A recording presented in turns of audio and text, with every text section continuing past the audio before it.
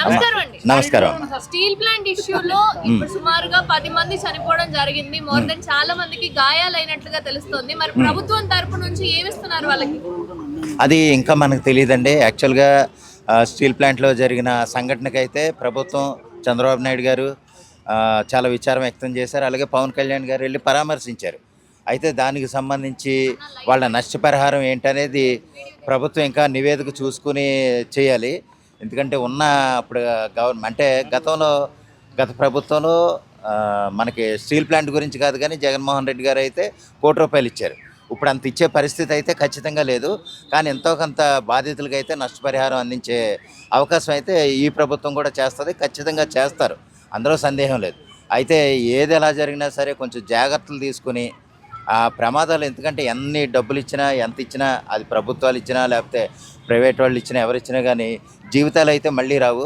కొంచెం జాగ్రత్తల పరంగా సేఫ్టీ పరంగా కూడా వాళ్ళు శ్రద్ధ తీసుకుని అక్కడ యాజమాన్యం కానీ చేసుకునే పని వాళ్ళు కానీ కొంచెం జాగ్రత్తగా ఉంటే మంచిది అనేది నా ఉద్దేశం అండి. ఒక్కసారి జీవితం పోతే మళ్ళీ రాదు. దానికి తగ్గట్టుగానే మనం జాగ్రత్తగా ఉండాలి. యాజమాన్యం కూడా అక్కడ నిర్లక్ష్యం వహించకుండా దానికి సంబంధించిన సేఫ్టీకి సంబంధించిన అన్ని ప్రికాషన్స్ పాటిస్తే కనుక కొన్ని ప్రమాదాల నుంచి మనం తప్పించుకోగలుగుతాం. ఆ విధంగా దానికి సంబంధించి ప్రభుత్వం కూడా నివేదిక ఒకటి రెడీ చేసుకుంటుంది. దానికి సంబంధించి కూడా ప్రభుత్వం ఒక నష్టపరిహారం చెల్లించే విధంగానే ముందుకెళ్తుంది. లాస్ట్ టైం గ్యాస్ లీక్ అయినప్పుడు ₹1,00,00,000 ఇప్పించారు కదా, ఇప్పుడు వీళ్ళు ఏమి ఇప్పించబోతున్నారు? అది ₹1,00,00,000 ఉండేంత అవకాశం ఉండకపోవచ్చు అండి నా దృష్టిలో. ఒక 50 లక్షలు అయితే ఉండొచ్చు. అయితే ఏంటంటే ఎవరో ఇచ్చారని ఈయన కూడా ఇచ్చేయాలనుకోవడం అయితే కరెక్ట్ కాదు. ఆయన ఏదో అనుకున్నాడు, ఏదో ఇచ్చేసాడు. అది మనకి అంటే ఒక నోటికి ఏది అంటే ఎంత ఇవ్వాలో అంత ఇస్తే సరిపోద్ది. లెక్క మించిస్తే కొన్ని సమస్యలు తర్వాత వాళ్ళకి చుట్టుపోతాయి అన్నమాట.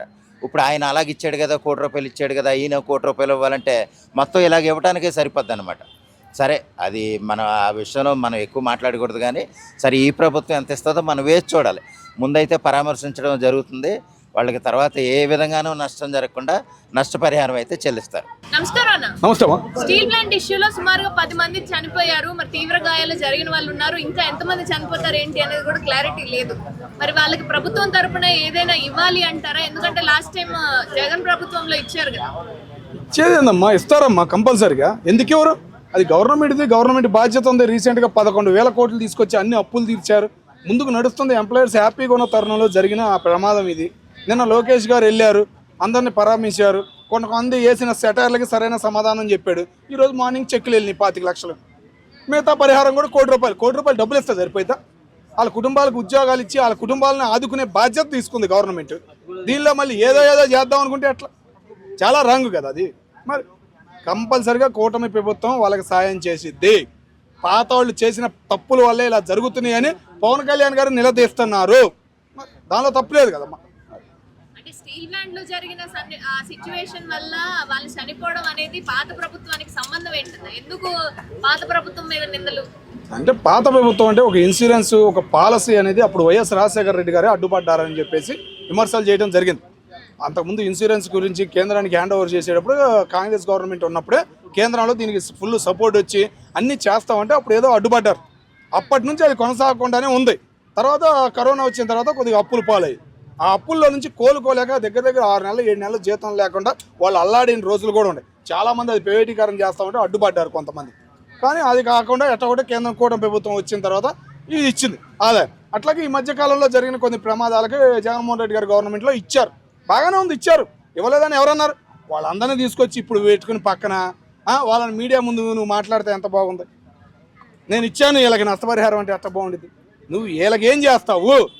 కూటమి ప్రభుత్వాన్ని ఏం నిలదీస్తావు? నష్టపరిహారం చేయమని చెప్పి డిమాండ్ చేయాలి. కానీ నేను ఇచ్చాను అని తీసుకొచ్చి నీ లెక్కలన్నీ చెబితే మీడియా ముందు ఎట్లా అనిపించింది? చూసేవాళ్ళకైనా ఎట్లా అనిపించింది? మరి ఆ సలహాదారులు ఏం చెబుతున్నారు జగన్మోహన్ రెడ్డి గారు? నాకు అర్థం కాదు. వాళ్ళని తీసుకొచ్చి పక్కన పెట్టి ఇచ్చారని చెబుతారమ్మా. నువ్వు ఇప్పుడు ఎందుకు వెళ్ళింది? వాళ్ళ పరామర్శించడానికి వెళ్ళాలి. హాస్పిటల్లో ఉన్న వాళ్ళని పలకరియాలి. ఏందమ్మా నిజంగా ఇలా గవర్నమెంట్ ఇస్తుందా అని చెప్పేసి నిలదీయాలి. నువ్వు బయటకు వచ్చి గవర్నమెంట్ ఎందుకు ఇవ్వట్లేదని నిలదీయాలి. అది బాగుండిద్ది. మరి ఏం తెలియకుండా ఏందాము అంటే ఏం మాట్లాడతాం చెప్పు.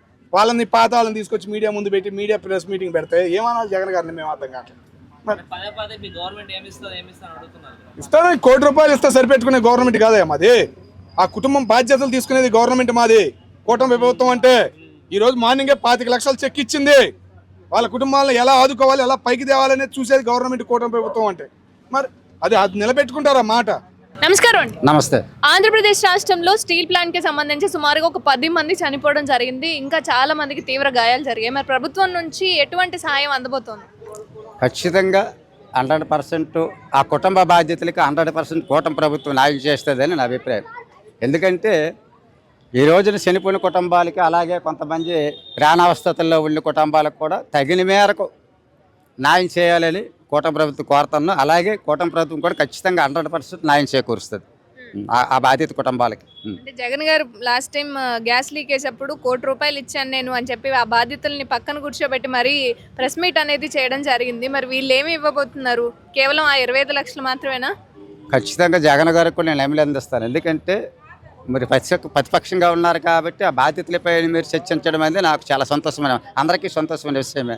కాబట్టి ఖచ్చితంగా ఏ పరిమాణంలో ఎంత ఇవ్వాలనేది ఖచ్చితంగా 100% అయితే న్యాయం చేసే ప్రయత్నాలు అయితే ఖచ్చితంగా జరుగుతాయి. 100%. అంటే అందులో ఒక వ్యక్తి యొక్క ఆడియో కూడా చాలా విపరీతంగా వైరల్ అయిపోయింది. కుటుంబం గురించి ఆలోచిస్తూ అమ్మని బాగా చూసుకో పిల్లలు అని చెప్పి వాళ్ళ పిల్లలకి ఒక మెసేజ్ కూడా ఇచ్చారు. ఆ ఎమోషనల్ వీడియోని బట్టి అయినా కుటుంబానికి ఒక బాధ్యతగా నిలబడాలి కదా. 100% నిలుతారమ్మా, పక్కా నిలబడతారు. ఎందుకంటే మరి ఎందుకు స్పందించలేదు? స్పందిస్తారమ్మా, పొందించకంటే ఎలాగుంటుంది, ఒకటే కాదు కదా. ఖచ్చితంగా 100% అది న్యాయం జరుగుతుంది. అలాగే దానిపైన కూడా చెప్తాను, నాకు ప్రభుత్వమనే కాదు మరి ప్రతిపక్ష నాయకులకు కూడా కొంచెం కుటుంబాలకు ఆదుకోవాలని కోరుతాను. జగన్మోహన్ రెడ్డి గారు ఉన్నారు గతంలో ఒక ముఖ్యమంత్రి, ఆయన కూడా ఇలాంటివి ఎన్నో కూడా చూసి వచ్చారు కాబట్టి ఆయనకు కూడా కుటుంబాలను కొంచెం ఆదుకోవాలని, అలాగే కుటుంబం పట్ల కూడా అండగా నిలవాలని నేను కోరుతాను.